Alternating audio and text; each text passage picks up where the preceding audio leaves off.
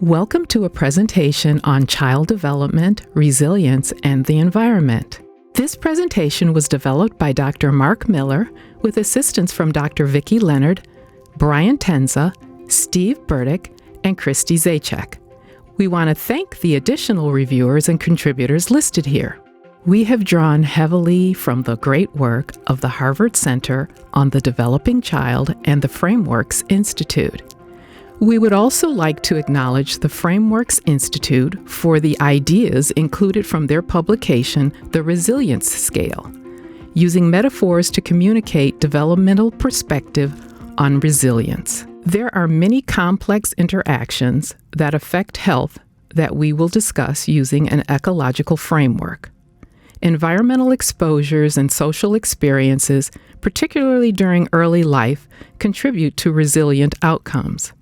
Critical time windows during development may enhance social stressors and chemical exposures that can have profound effects on an individual. We will examine how resilience can play a part in mitigating these adverse health effects. In addition, we will discuss environmental justice and how it addresses systematic disparities in exposures to environmental hazards based on race, ethnicity, or socioeconomic or societal standings that may impact people's health. In an age of widespread and increasingly common chronic, multifactorial diseases, a new way of thinking about how factors interact over a lifetime has emerged. The ecological framework for health incorporates the complex interactions and the many events that influence health or disease in an individual or community over time, including those that occur on molecular, cellular, and organ system levels. Scientific discoveries in recent years have refined our understanding of how one's environment can alter the expression of genetic code through epigenetic alterations, changes in molecular signaling, and programming of physiological systems. All these changes have a profound impact on an individual's health. Many external environmental factors influence an individual's health. These include interactions among family, social support systems, and the larger community. Having access to good nutrition, healthy homes, and positive work and play environments are also important in helping to foster positive development. During human development, there are critical times or windows when we are especially sensitive to exposures or interventions that may have a lifelong impact on health. For example, poor nutrition during pregnancy and subsequent low birth weight have been found to contribute to an increased risk for metabolic syndrome, insulin resistance, and cardiovascular disease in middle age. Rarely is one specific factor responsible for health or disease. Instead, many factors interact across different realms and create feedback loops, at times accentuating the impacts. Viewing the causes of health and disease through this ecological approach can help us recognize the conditions out of which diseases in individuals and patterns of disease in populations emerge. It can provide insights in how to most effectively promote health and prevent disease. And it can identify key leverage points where efforts will be most effective. Evidence from the medical and scientific literature points to early exposures in both physical and social environments that can significantly affect long-term health. There is even evidence that if certain exposures occur during critical windows of development, they can disrupt normal development and have greater consequences. Environmental determinants that can have a harmful influence on lifelong health include chemicals and poor nutrition.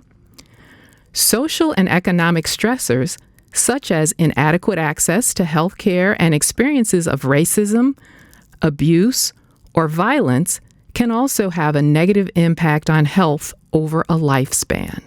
There are also positive factors that can increase one's personal health and wellness, such as good nutrition, a nurturing home environment, and high levels of social support. Beginning with conception and continuing through the first years of life, rapid growth and differentiation occurs, and many key processes are programmed. Because essential development may be altered during these brief periods, they're referred to as critical windows of development. Critical windows of vulnerability and windows of opportunity can be thought of as two sides of the same coin. A window of vulnerability is a time during which the fetus, infant, or child is especially susceptible to particular environmental chemical exposures, general environmental deprivation, suboptimal nutrition, or psychosocial stress. Time windows of vulnerability can be relatively long and extend throughout fetal and infant development, or they can be relatively short and precise. For example, thalidomide is associated with developing severe limb abnormalities if exposure occurs 20 to 36 days after conception, and with increased risk of developing autism in those exposed 20 to 24 days after conception. Alternatively, fetal alcohol syndrome may result from exposure during different periods of gestation. The manifestations of this syndrome vary considerably, depending on the timing and intensity of exposure. A window of opportunity is a related concept. It is when structural or functional developmental processes can be maximized by an enriched environment, improved nutrition, or avoiding hazardous exposures and other sources of excessive stress. Since many functions continue to develop through childhood and remain plastic for prolonged periods, this provides an opportunity for external influences to at least partially remediate the potential impacts of early exposures. Even before conception, environmental influences can affect future children. Studies have identified environmental endocrine-disrupting chemicals in pre-pregnancy follicular fluid. One example is polychlorinated biphenyls, or PCBs. They were banned in the U.S. in the 1970s, but we are still being exposed to them. PCBs have been associated with failed implantation in vitro fertilization patients and with reduced fecundity in the general population. Levels of these chemicals in blood correspond with the levels in follicular fluid. Higher maternal blood levels of PCBs during pregnancy are associated with impairment of neurocognitive development in offspring. In contrast, there is evidence that some exposures have a protective influence. For example, having adequate folate in the diet or as supplements prior to conception or very early in pregnancy is associated with reduced risk for autism and childhood leukemia. This is an example of a window of opportunity where an intervention may potentially reduce risks. There is an increasing amount of evidence showing that the health of both the developing fetus and the child after birth can be impacted not only by maternal exposures, but by paternal exposures as well. One example from the literature is that smoking by the father during the time before or around conception is associated with an increased risk of the child developing childhood leukemia. Maternal nutrition and health behaviors, as well as factors beyond the mother's control, are well known to have significant impacts on a developing fetus. Disturbances in the development of the brain and other organ systems in utero can lead to structural and functional changes, effects that are not observed in adults. An inadequate level of folic acid in the diet early in pregnancy has been associated with an increased risk for neurotube defects, autism, and childhood leukemia in offspring. Prenatal exposure to environmental chemicals such as organophosphate pesticides, secondhand smoke, and air pollution has been associated with negative neurocognitive impacts. The brain is developing rapidly in utero and during early childhood.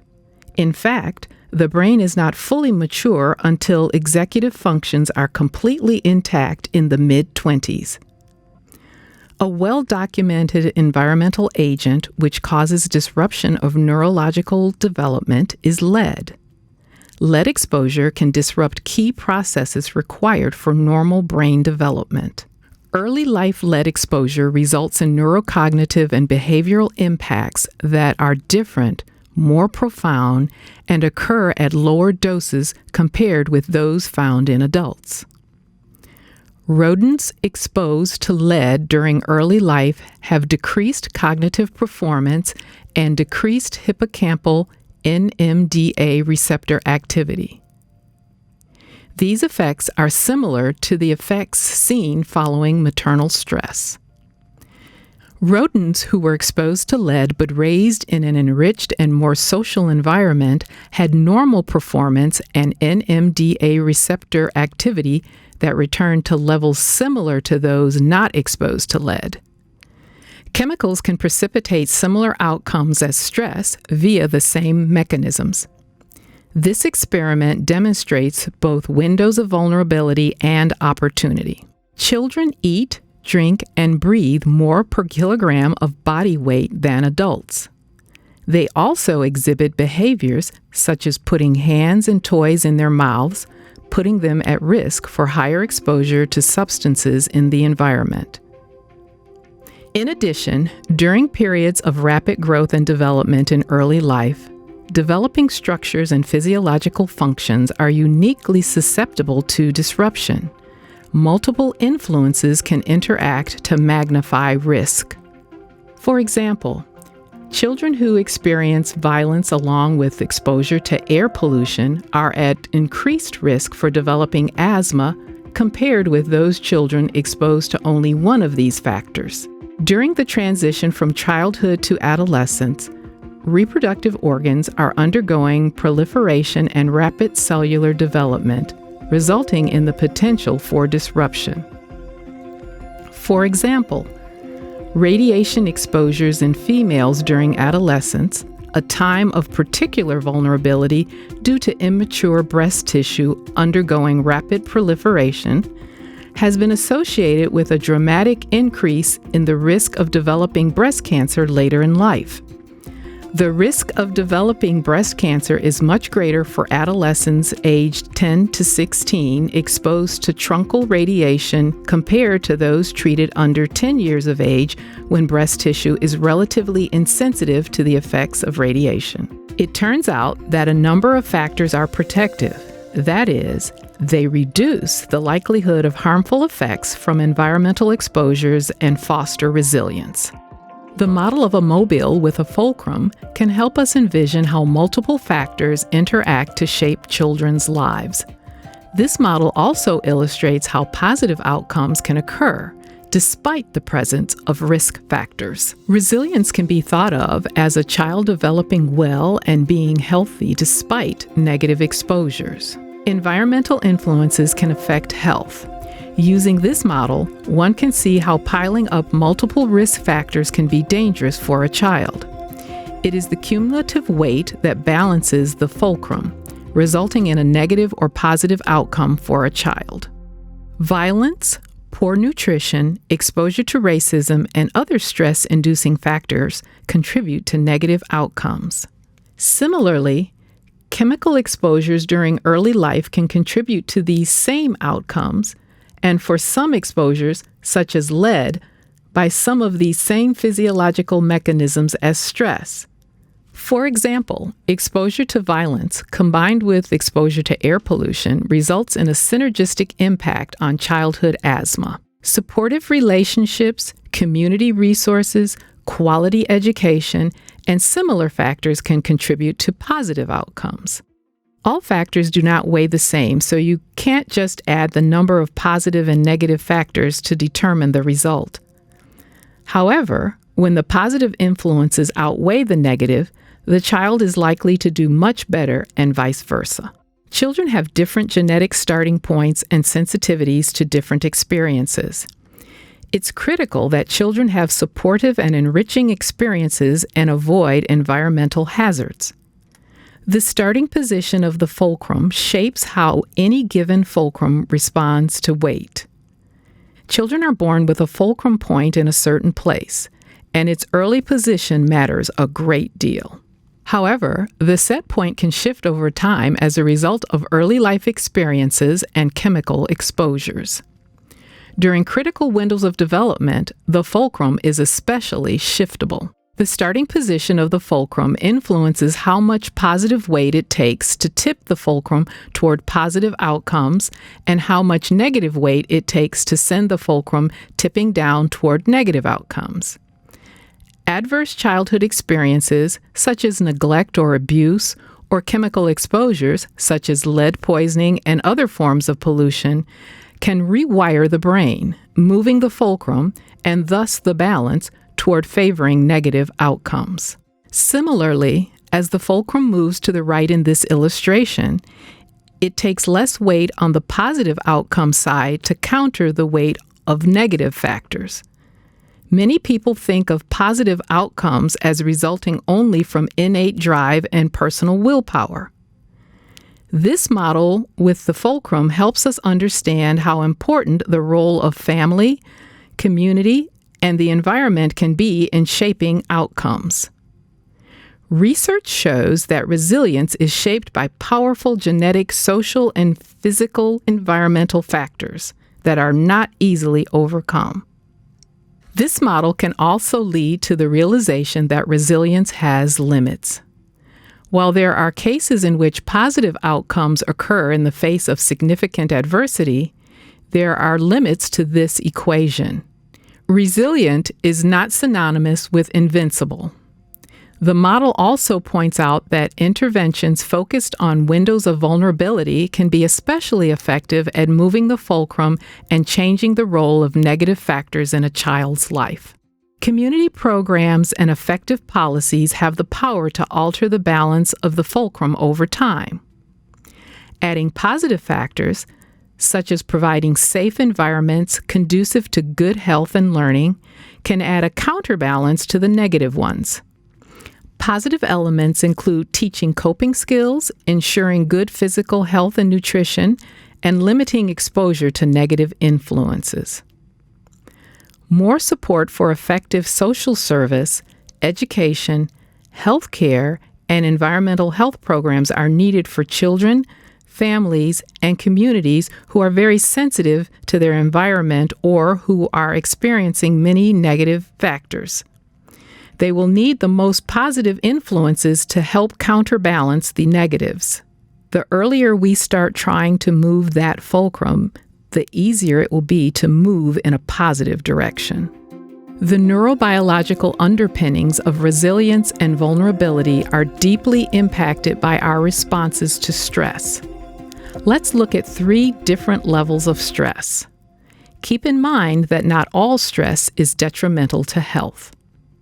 In fact, positive stress is a response to a mildly stressful situation that's healthy and gives one a feeling of fulfillment or other positive feelings. Consider the exhilarating feeling when mastering a new challenge, such as a physical sport or solving a puzzle. When one is able to respond to a challenge and achieve a desired outcome, it results in a sense of mastery, control, and elevated self-esteem. Even significant stress may be tolerable and cultivate positive outcomes when balanced with social and emotional support. However, what is tolerable to one child may be intolerable to another who has a high sensitivity to stress. What happens when we have too many negative factors piling up and there aren't enough positive factors to counterbalance them? Stress and adversity can become toxic, particularly if it is severe, chronic, or occurs during certain windows of vulnerability. It can even have a negative effect on brain architecture and impact the health and well-being of a child across the lifespan. Physical exercise, stress reduction practice, and programs that build on executive functioning and self-regulation techniques can improve one's ability to cope, adapt, and prevent adversity at any age. Toxic stress is linked to developmental delays, learning disabilities, and childhood behavior problems, as well as diabetes, heart disease, depression, drug abuse, alcoholism, and other major health problems over a lifetime. The Adverse Childhood Experiences study was conducted in a middle-class population and clarified these associations with early life stressors. It demonstrated that poverty and low socioeconomic status are not the only important sources of early life stressors. Note that this does not only apply to brain development. Other organ systems can be affected due to an accumulation of negative factors. Major stressors such as domestic violence and neighborhood violence have been associated with decreased lung function growth, as well as increased asthma incidence, particularly when these social conditions are combined with exposure to air pollution. As previously mentioned, each developing organ system may have its own critical windows for development. Low-income and communities of color in the U.S. have historically experienced adverse health effects resulting from an environment with disproportionately higher chemical exposures, and children from these communities often suffer a greater burden of toxic stress. The modern environmental justice movement emerged in 1982 as a result of protest against the proposed PCB hazardous waste dump in Choco, North Carolina, a predominantly Black, lower-income community. It sparked national attention to the issue of race, class, and toxic exposures. The landmark 1987 publication, Toxic Waste and Race in the United States, a national report on the racial and social economic characteristics of communities of hazardous waste sites, helped catalyze the national movement we know as environmental justice. The movement continues today with neighborhood leaders and activists calling for environmental equity and working with policymakers to improve land use and environmental health. Many are also working to bring healthy food options to areas known as food deserts and create safe neighborhoods that will allow children to increase their physical activity. The state of California has developed Cal EnviroScreen, a science-based method for evaluating multiple pollution levels and toxic sources in a community, while also accounting for the community's vulnerability to pollution. This assessment combines both measures of exposure to pollutants and personal and community or social factors of vulnerability. The Cal EnviroScreen analysis indicates that Hispanic, Latino, and African American children under the age of 12 disproportionately reside in highly burdened and vulnerable communities. The fraction of children living in the most disadvantaged communities is lowest for whites, 1 in 14, followed by Asians, 1 in 8, Native Americans, 1 in 7, and Hispanic, Latino, and African American children, 1 in 3. 75% of the children in California are non-white, but 91% of the children living in California's most disadvantaged communities are non-white. It is clear that, despite the overall environmental improvement seen over the last 3 to 4 decades, the benefits of this improvement have not been equitably distributed across all areas and races. Similar observations have been made in other parts of the country. Supportive relationships, community resources, quality education, and similar factors can contribute to positive outcomes for our children. Community programs and effective policies have the power to change lives. Children deserve safe environments conducive to good health and learning. These environmental elements include teaching coping skills, ensuring good physical health and nutrition, and limiting exposure to negative influences such as certain chemicals and stress. In this course, we have emphasized that in order to be fully successful in providing a healthy foundation for child development, we must address both societal factors and exposures to hazardous chemicals and environments. We need to incorporate into policy what we have learned from scientific studies about what forces positively and negatively impact the health and development of children. Community focus on these aspects and advocacy efforts to encourage policies that protect children and families from hazards can be instrumental in fostering lifelong health, beginning even before conception. I am Dr. Mark Miller, co-director of the Western States Pediatric Environmental Health Specialty Unit at the University of California, San Francisco.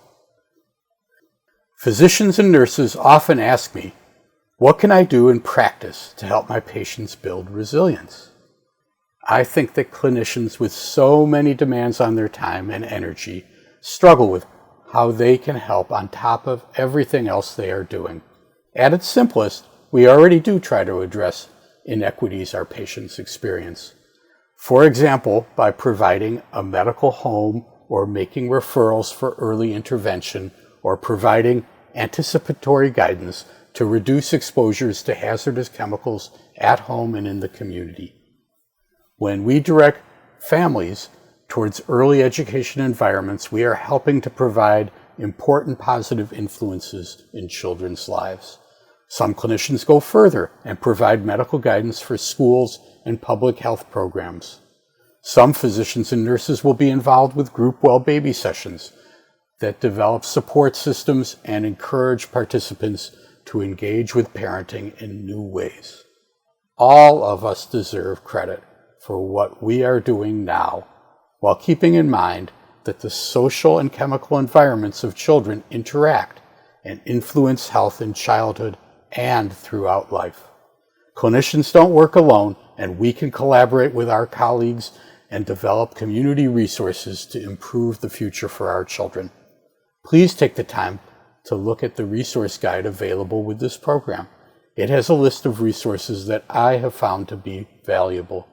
And thank you for allowing us to share this program with you.